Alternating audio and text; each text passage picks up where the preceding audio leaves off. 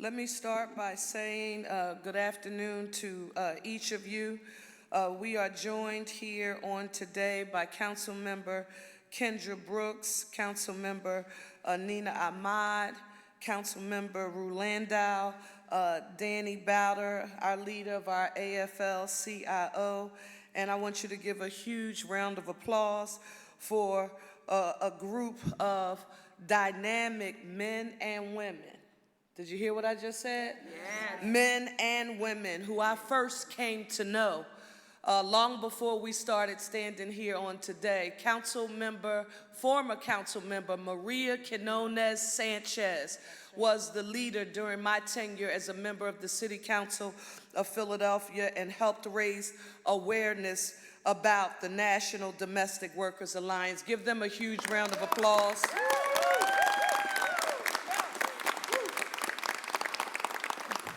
Is Cara here? Is Cara? Okay. Is Chris Godfrey here? Our Director of Department of Labor. Is Chris? He's up. Chris, can you come on up here with us? Labor, can you come on up here with us?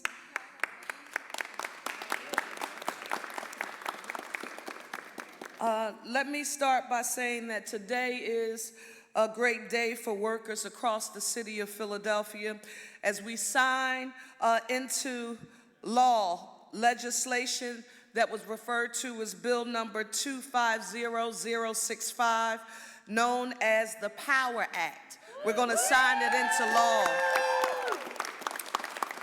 I want to say a special thank you and a congratulations to you, Council Member Kendra Brooks, for your leadership on this effort. When people hear us, because I'll go out in the street and they'll say, you just made something law, and you called it the Power Act. What does it mean? It stands for Protect Our Workers, Enforce Rights, and today, Philadelphia, we are doing just that.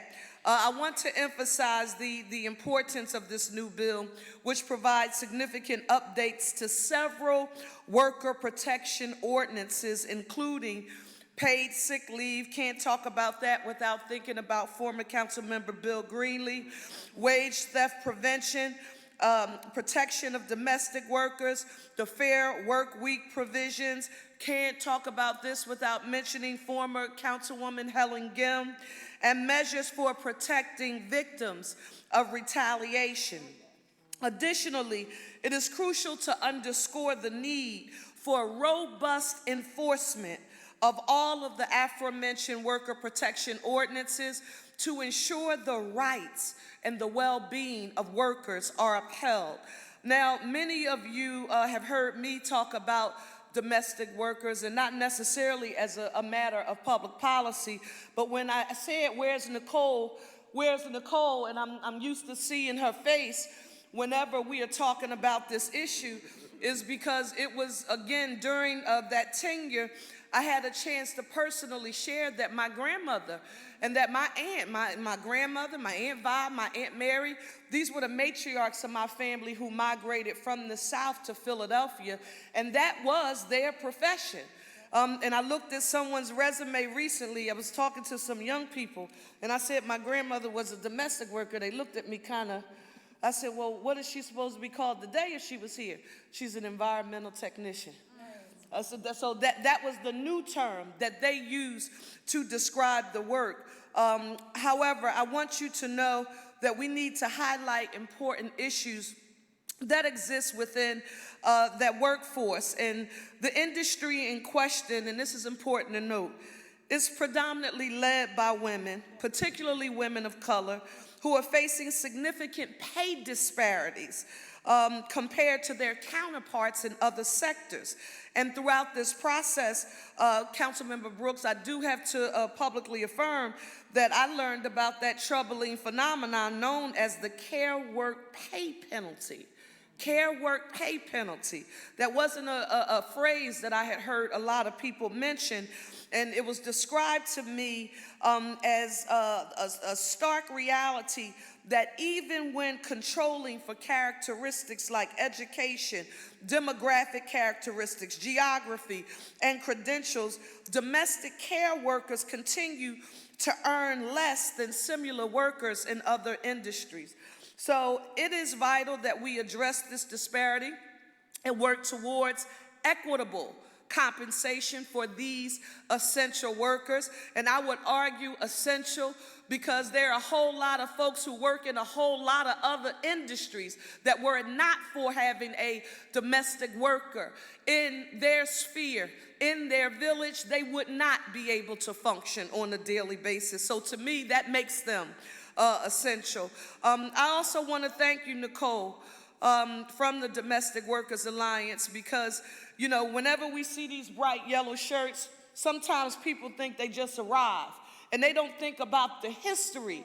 I'm talking about, I remember us during COVID on those Zoom calls. I remember you coming in when it wasn't so packed and it wasn't a lot of people, but you worked hard to ensure that folks could join this organization and know they had somewhere to turn to for help when they needed some assistance. Give Nicole Klingerman a round of applause. Councilmember Brooks, I want to say this publicly to you. Philadelphia, you've heard me, and I talked about this during the campaign, and I keep talking about it. And it was not a very popular term. And a lot of people say, what does it even mean, and does it even matter? It does matter. It's called intergovernmental cooperation and collaboration.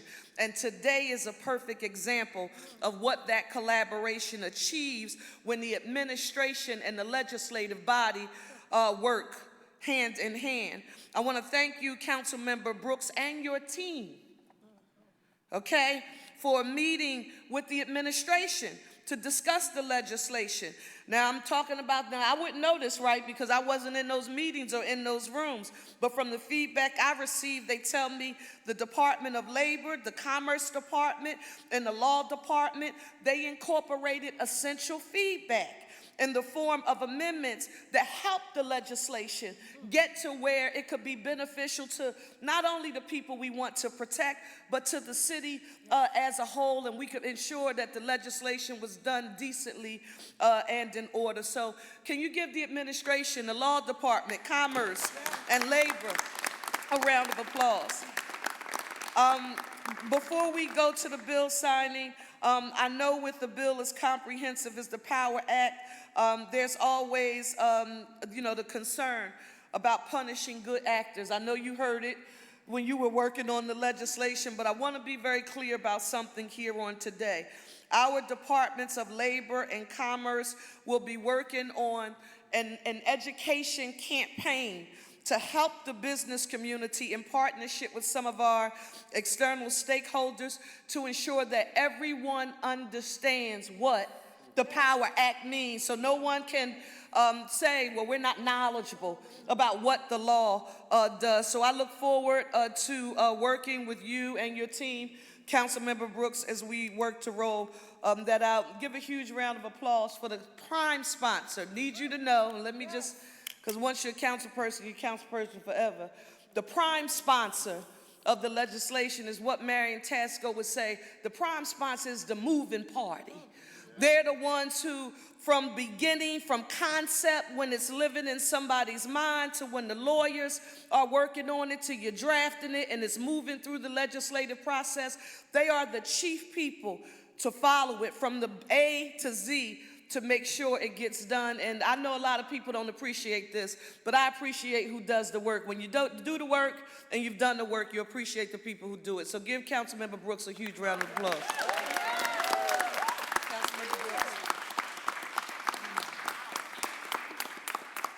Thank you so much,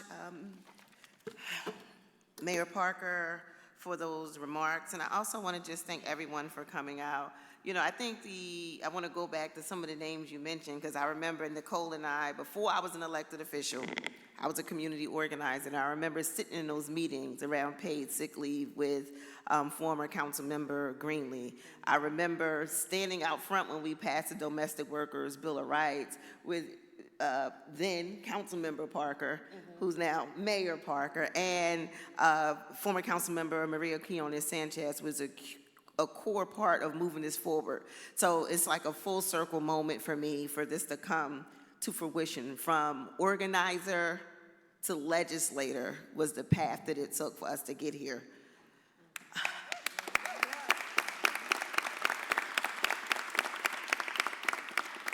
And I also want to make sure that, number one, I want to thank Mayor Parker for bringing us together to do this bill signing.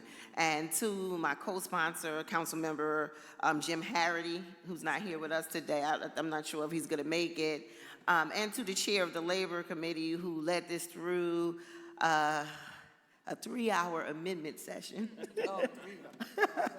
to get this done. My Majority Leader, Kathy Gilmore Richardson.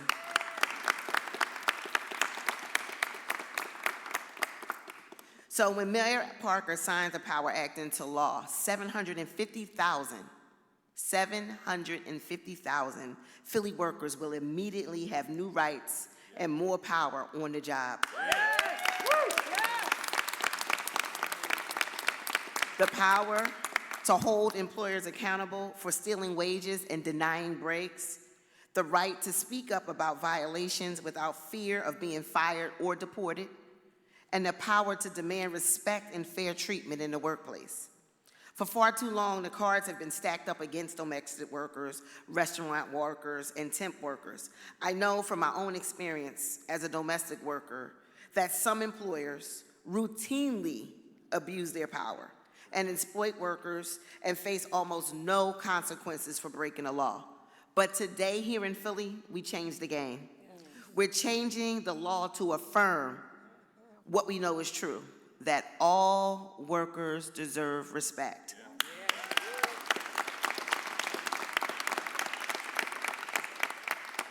And as we see the federal enforcement grinds to a halt, stripping workers of critical protection, Philly is stepping up and showing the country what it looks like to strengthen workers' rights locally. Today is a major milestone in Philadelphia's proud history of standing with unions and fighting for workers' rights. Where's Danny? I want to thank Danny for helping us along the way. But this journey does not end here.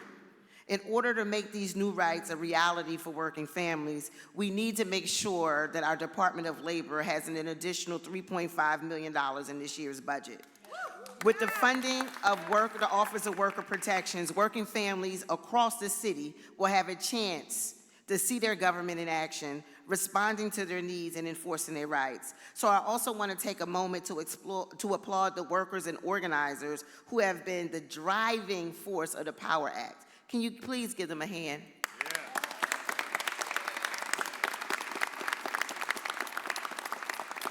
When this passed out of committee, they kept saying that I did it. I did not do this. They did this. We did this together. What they did, you spoke up, you showed up, and you changed the law in our city, not just for yourselves, but for all workers here in Philadelphia. And because of your work and advocacy, Philly is better, it's safer, a safer place to work and to raise a family. So let's give our workers another round of applause.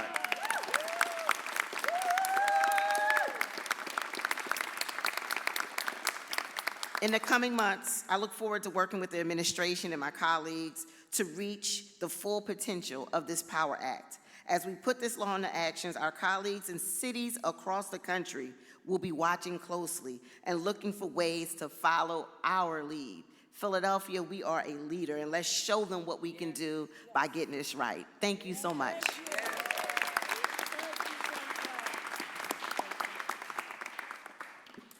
Good afternoon. I'm Danny Bowder. I'm the president of the Philadelphia Council, AFL-CIO, representing 110 local unions and about 150,000 workers and their families here in the city of Philadelphia, city of brotherly love and sisterly affection. I am so proud to be here with our mayor, Mayor Parker, and with Council Member Brooks, Council Member Landau, Council Member Ahmed, Council Member Harity wasn't able to make it, and especially a special shout out to Majority Leader, Council Member Catherine Gilmore Richardson for being such a great legislative shepherd for this bill. Yeah.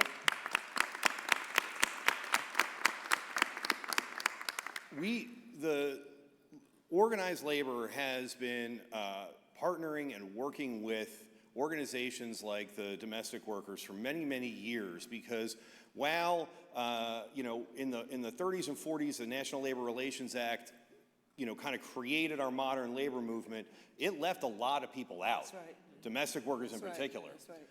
And so I feel very much so, and I know my predecessor did as well, because I'm continuing Pat Eiding's legacy in this work today. I feel in my bones that all workers in this city benefit when the labor movement is strong, and it is incumbent upon that labor movement to make sure that all workers have their rights and have the opportunity to live a fulfilling and wonderful life here in this city. And legislation like this helps do that. Yes. We cannot allow for someone, I'm not going to say who, but outside of the city, to divide us on any of these lines. We are all in this together, and we can see it as, I'm still in your line now, as one city. I was going right to it. It's all right. Very naturally, too. I think it's, but it's real. We are one city, we are one community, and we did this together. And so congratulations to everyone who worked so hard on this. I'm so happy to have been a small part of it. Thank you.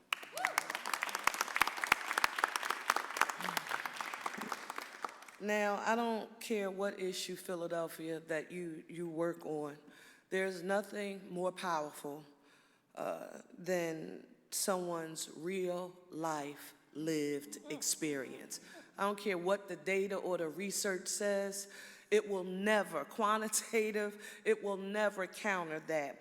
And with that in mind, we want Abina Ruiz to come up, who is a professional nanny and a member of the leadership team of the National Domestic Workers Alliance, the PA chapter. Please give it up for Abina.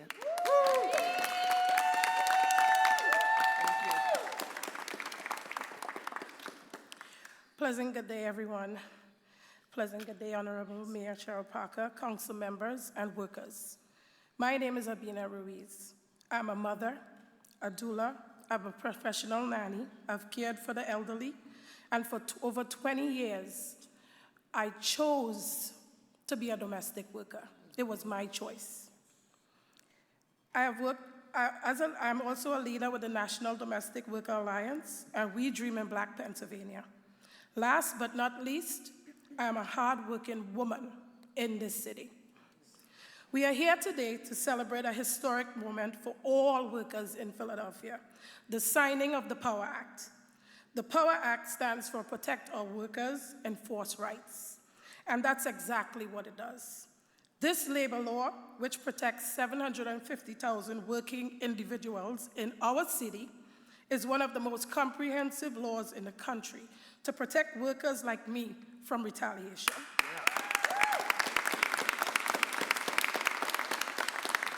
It's going to hold employers truly accountable when they violate our existing labor laws and give the city's Department of Labor the real tools to enforce the law. We know this is more critical than ever as the federal government dismantles the Federal Department of Labor and increases its attack against workers, immigrants, and women, and also other marginal communities. I'm sure I don't speak for myself when I say that this work is sacred, domestic work. Not forgetting to mention, very essential. Domestic workers and all workers deserve to be respected. I love this work, but it's also where I face my greatest struggles, especially with the lack of stable pay. There were times, especially around the holidays, when I was told I can have off, a time when I needed my paycheck the most. When you are a single mother with a child at home, that can be a terrifying reality. Choosing this work should not mean choosing exploitation.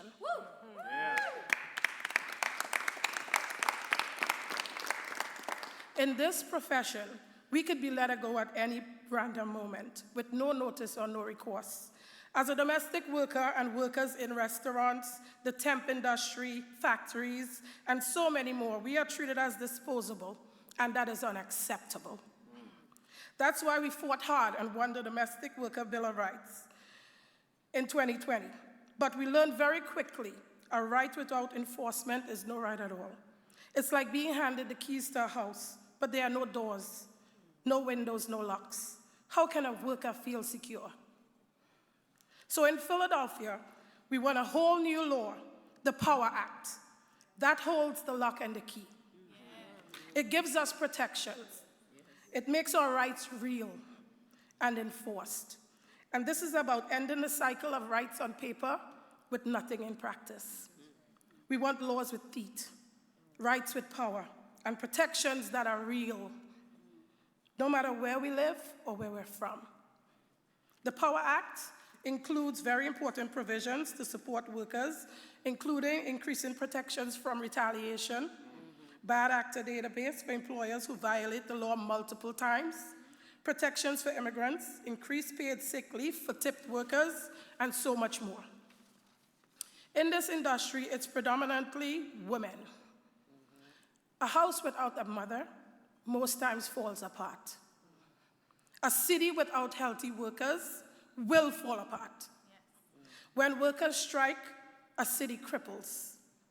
A city's wealth is based on a worker's health. If the workers ain't right, that city will never be right. This isn't just about Philadelphia. It's about workers everywhere who deserve justice. We fought for 3 years to see the Labor Rights victory, and it passed through City Council unanimously on May 8th. I'm so happy to see it being signed by the Honorable Mayor today. On behalf of the National Domestic Workers Alliance and our coalition, including Philly Black Worker Project, the Committee of Restaurant Workers, Community Legal Services, the Philadelphia AFL-CIO, and the Scheller Center at Temple Law School, we sincerely thank you. You know, this was no walk in the park. This was like a race that started in 1881 with the washerwomen in Atlanta. We needed help. And so we took that baton and we ran. We're running for rights, for respect, for stolen wages. And we said, Kendra Brooks, we need your help. And we handed Honorable Councilmember Kendra the baton, and she took it and she ran without looking back. I thank you sincerely.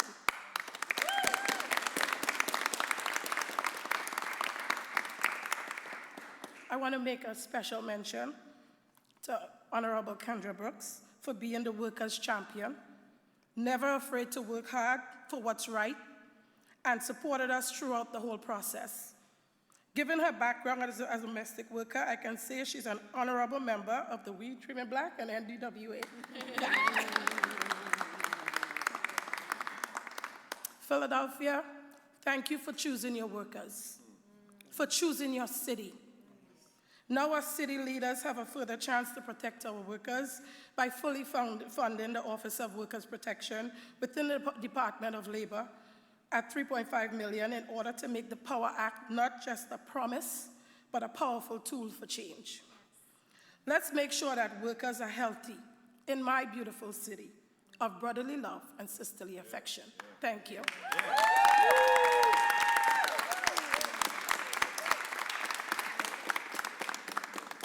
So now, let's do it.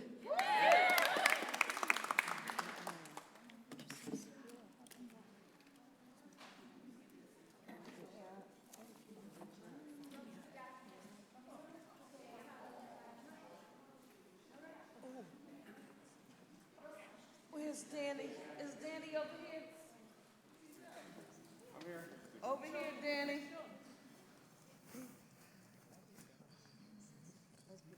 Thank you.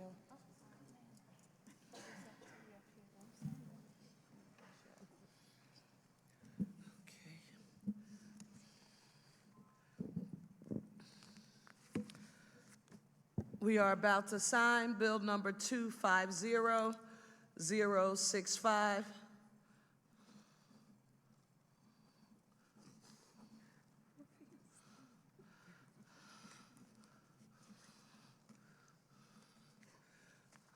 I hear some tears. And guess what we want to do here on the day?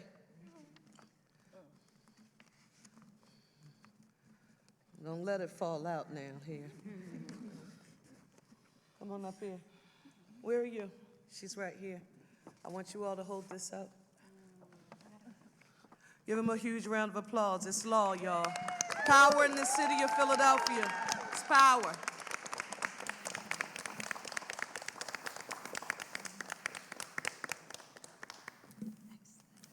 Thank you all so very much. Congratulations. Thank you.